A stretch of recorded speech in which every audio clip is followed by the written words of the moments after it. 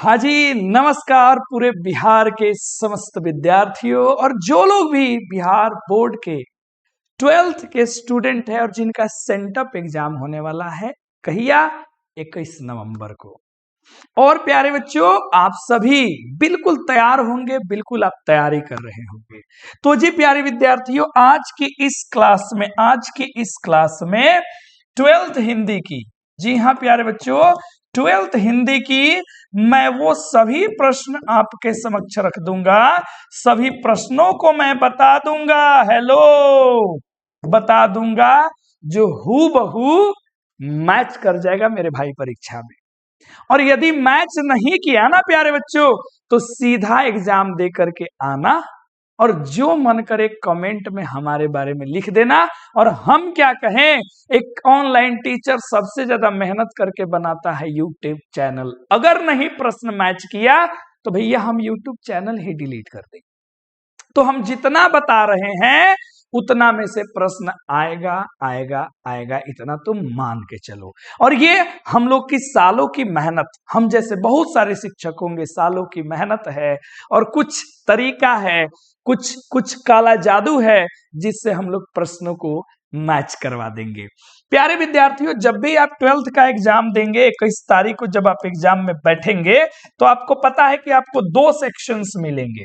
तो एक सेक्शन जो होता है प्यारे बच्चों, वो होता है वस्तुनिष्ठ प्रश्न का, यानी कि ऑब्जेक्टिव वाला सेक्शन होता है प्यारे बच्चों। तो ये ऑब्जेक्टिव वाला सेक्शन अमूमन सभी बच्चे बना लेते हैं। इसमें 2 ही सेक्शन होता है, व्याकरण के साथ साथ प्यारे बच्चों अपने दिगंत भाग 2 पुस्तक से प्रश्न पूछे जाते हैं।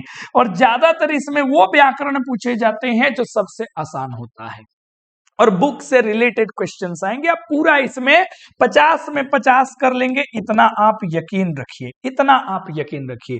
कभी कभी इसमें हालांकि पुस्तक से 40 और व्याकरण से 60 होना चाहिए, लेकिन कभी कभी ये आंकड़ा आगे पीछे भी हो सकता है। खैर, तो आज की इस वीडियो में मैं ऑब्जेक्टिव नहीं बेटा, ऑब्जेक्टिव तो सब आप बना लोगे, हम इसमें आज बात करेंगे वस्तुनिष्ठ प्रश्नों का।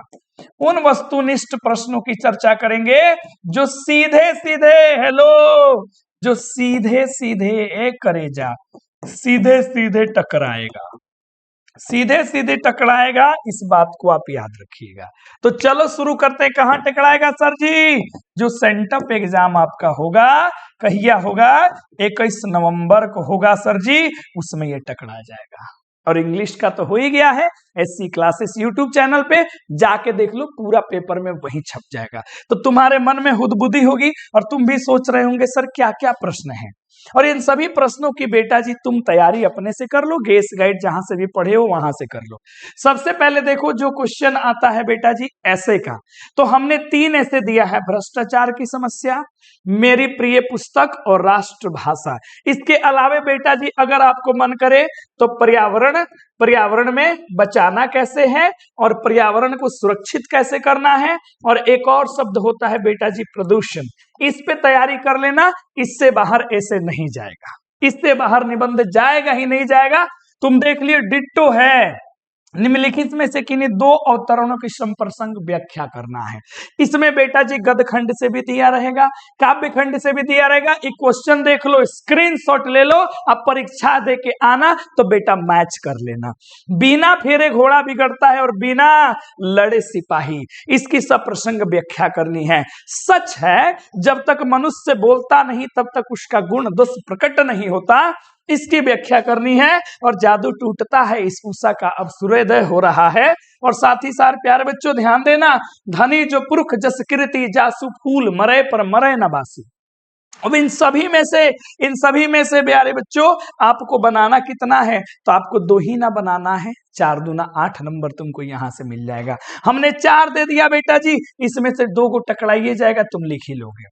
अब देखो पत्र लेखन बेटा जी आता है, क्या आता है बोलो?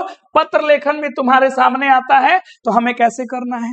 अपने विद्यालय के प्रधानाचार्य के पास एक आवेदन पत्र लिखे, चाहे अपने विद्यालय में मनाए गए कोई भी कार्यक्रम हो, शिक्षक दिवस हो, कोई सांस्कृतिक कार्यक्रम हो, 15 अगस्त हो, 26 जनवरी हो, उसके बारे में अपने दोस्त को लिखो या फिर मित्र को लिखो अपनी सफलता पर, परीक्षा की तैयारी के लिए। पिताजी को लिखना है, पैसे मांगना है, पिताजी को बताना है आगामी परीक्षा की तैयारी मेरी कैसी चल रही है। और इसमें बेटा जी या तो छुट्टी के लिए, शुल्क माफी के लिए या शौचालय की साफ सफाई के लिए इससे प्रश्न पूछे जाएंगे। तुम देख लियो और इस पे अच्छे से प्रैक्टिस कर लो। आगे बेटा जी बात करें निम्नलिखित प्रश्नों में से किन्हीं 5 का उत्तर दो। ये आता है बेटा जी 2 नंबरिया, 5 को बनाना है। तो देखो हमने पहले ही कहा हम में वाक शक्ति ना होती तो क्या होता। गैगरिन क्या है, जयप्रकाश नारायण कम्युनिस्ट पार्टी क्यों नहीं शामिल हुए, प्रवृत्ति मार्ग और निर्वृत्ति मार्ग क्या है। और जब भी ये क्वेश्चन पूछेंगे बेटा जी इसमें दिया रहेगा किस पाठ के आधार पर, किस लेखक के अनुसार और किसके अनुसार है। उसके बाद बुद्ध ने आनंद से क्या कहा, लहना सिंह के गांव में आया तुर्की मौलवी क्या कहता था, और तो और मलिक मोहम्मद जायसी के अनुसार रक्त के लेही का कथा का क्या अर्थ है, क्या अर्थ है, उषा का जादू कैसा है, हार जीत शीर्षक कविता में सड़कों को क्यों सींचा जा रहा है, और हरिचरना या हरचरना होगा बेटा, हरचरना कौन है। बस इसी में से 5 तुमको लड़ जाएगा। एकदम ओने से क्वेश्चन आएगा, इन्हें से तुम जाओगे धड़ाक से धक्कड़ होगा और लड़ जाएगा।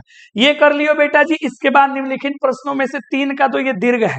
मलिक मोहम्मद जायसी रचित दूसरा कड़बक का भाव सौंदर्य बताना है, एकांकी और नाटक में क्या अंतर है ये बताना है, शिक्षा का क्या अर्थ है और इसके क्या कार्य है, और उषा शीर्षक कविता में आरंभ से लेकर अंत तक की बिंब योजना में गति का जो चित्रण किया गया है उसको स्पष्ट करें। और इनमें से तुम्हें कोई 3 लिख लेना है जो हमने यहाँ घिस दे दिया। उसके बाद बेटा जी कथी आता है लास्ट में, संक्षेपण आएगा। क्या आएगा बेटा जी लास्ट में, संक्षेपण आएगा। तो ये छोटी सी वीडियो है, एकदम सब्जेक्टिव पूरा का पूरा मैच कर जाएगा। तैयारी करके जाओ, परीक्षा प्रश्न जब निकल के आना तो अगर पूरा मैच कर जाए तो आके वीडियो पे भी कमेंट करना कि सर गर्दा उड़ा दिए, जो आपने कहा था वो आपने करके दिखा दिया है ना। और ऐसे ही हम लोग 2026 में भी कोशिश करेंगे, पूरी कोशिश करेंगे कि मैक्सिमम से मैक्सिमम क्वेश्चंस आ जाए, और आ ही जाएगा बेटा, चिंता मत करना, ठीक है। तो चलो मिलते हैं, है ना, परीक्षा के बाद, और अपना अपना फीडबैक जरूर दीजिएगा, ठीक है। चलो, और जो लोग सब्सक्राइब नहीं किए हो कर लेना, और लाइक और कमेंट छोड़ के जरूर जाना। धन्यवाद।